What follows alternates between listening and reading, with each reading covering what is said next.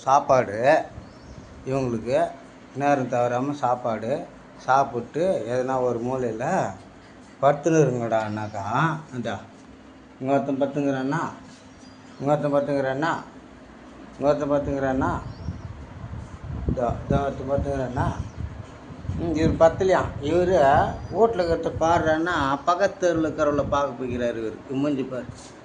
பக்கத்து தெருவில் எவக்கிறாளோன்னு போய் அவள் பின்னால் அவள் சூத்து பின்னால் போயிட்டு அங்கே இருக்கிறவன் சும்மா இருப்பானா?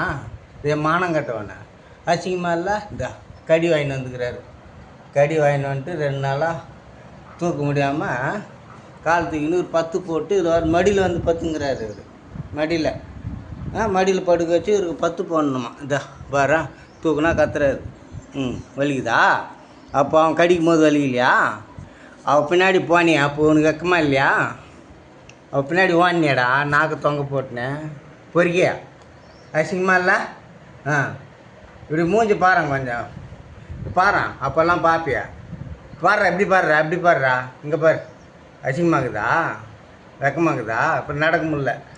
ஒரு வாரம் ஆகுன்ட்டார் டாக்டரு. குஞ்சிக்கோ. உள்ளே தள்ளி விட்டுக்கோ மானம் கட்டவனை.